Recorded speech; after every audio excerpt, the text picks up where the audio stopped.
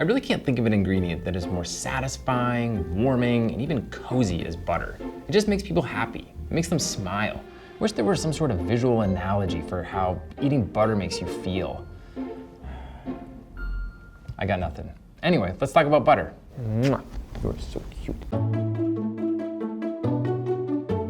You know that feeling when you've had a friend for a long time and then you finally meet their parents and everything makes so much more sense?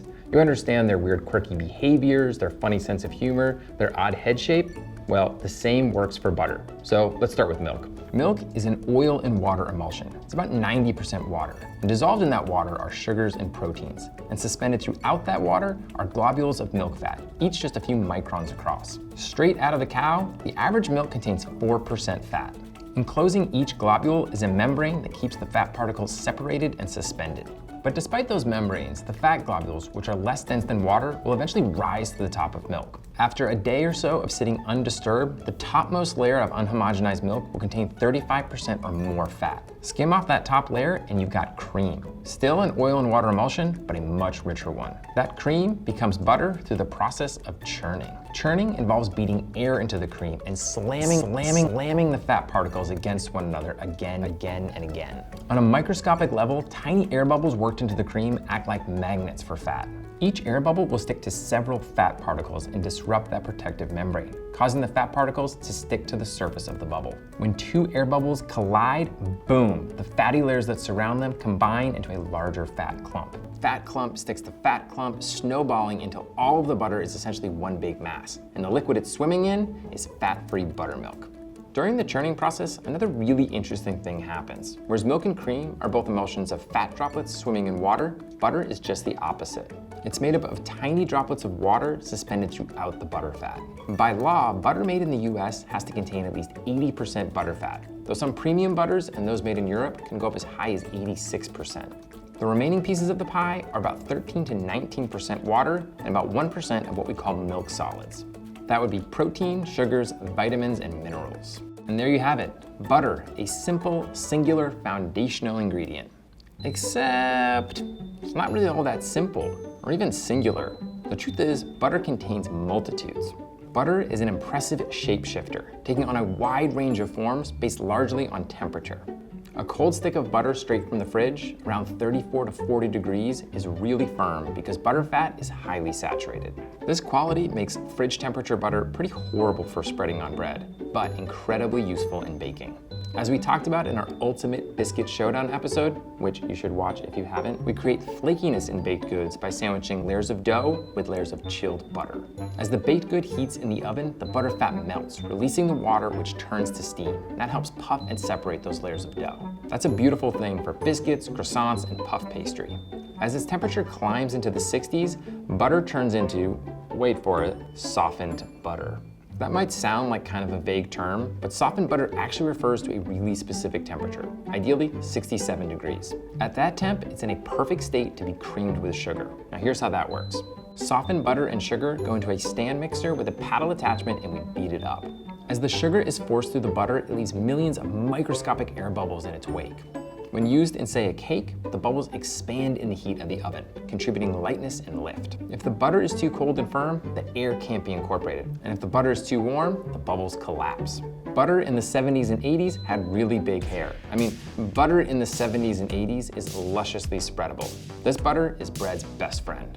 Now, up to this point in our climb on the old Mercury, we've seen some changes in texture. But from here on out, things get a lot more dramatic.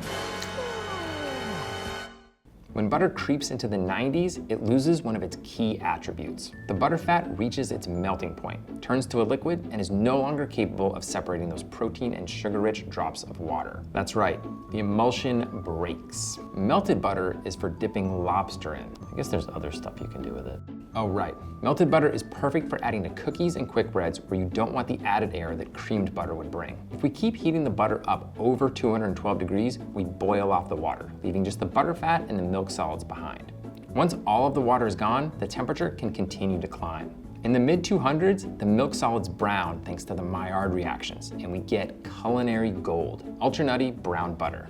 From the melted state, you could also make clarified butter, where you skim off the milk solids, ladle off the butter fat, and leave the water behind. Clarified butter, free of those brownable milk solids, can be heated to nearly 400 degrees before it starts to smoke, making it ideal for searing meats. You could also make ghee, where you slowly cook it until the water is gone and the milk solids brown, but then you strain out the brown bits. Ghee gives you that same super high smoke point, but lovely nutty background flavor. The possibilities with butter are nearly limitless, and they're all improved if you buy really good butter. These days, you can buy great butter at the supermarket, and you should do just that. But you should also try making your own butter at home. I'm not talking about accidentally over-whipping cream with the kids as a fun science experiment. I'm talking about making real deal cultured butter.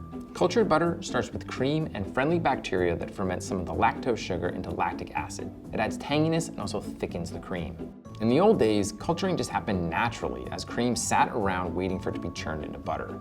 Nowadays, you can make it with far more precision. And trust me on this, you want to make it. Butter made with cultured cream is really good stuff. Let's go to the kitchen. We're going to be making Paul Adams' cultured butter recipe, which calls for 2 ingredients, the first of which is cream. You probably saw that coming. You want to get your hands on the best cream possible. If you can find it, go for pasteurized, not ultra-pasteurized cream that is free of stabilizers. You'll be rewarded with better butter. The next ingredient is buttermilk. Now, the specific cultures in supermarket buttermilk will not only sour and thicken the cream, they'll also produce new flavor compounds. The most important of these new compounds is something called diacetyl. It's a molecule that is responsible for what we perceive as buttery flavor. Synthesized diacetyl is added to a wide range of commercial food products, including margarine and microwave popcorn. And this is the real magic of cultured butter. It ends up tasting more buttery than regular butter. Who doesn't want that? Now we simply combine the cream and the buttermilk in a lidded container and let it sit at room temperature for at least 24 hours, or ideally 7 days. Yep, you heard that right, a full week.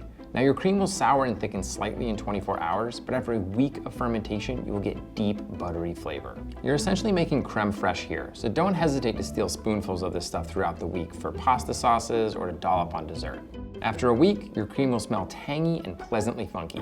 It's time to churn. First, chill the cream to between 55 and 60 degrees. If it's too cold, it's impossible to churn. And if it's too warm, too much of the fat is still liquid and not crystallized, and you end up with a greasy product. Then we just transfer the cream to the food processor and let it rip until grainy whipped cream turns into butter splashing around in buttermilk. We did it! Then we separate the two using cheesecloth, save that buttermilk for pancakes and biscuits, and dunk that butter into an ice bath to chill it slightly. Then comes the final step of kneading the butter to remove excess pockets of buttermilk. I do this in a large bowl with a wooden spoon. Then we just scrape the butter into a new container. This stuff is deeply buttery, rich, comforting, and perfect for slathering on bread, or melting, or browning, or making ghee. I'm pretty sure no matter what you do with it, this is how to eat butter. Wait a minute, no. This is how to eat butter. Did you like that episode? Have you made cultured butter yet? Why not? Go make it. But first, hit that subscribe button. Do you love the butter?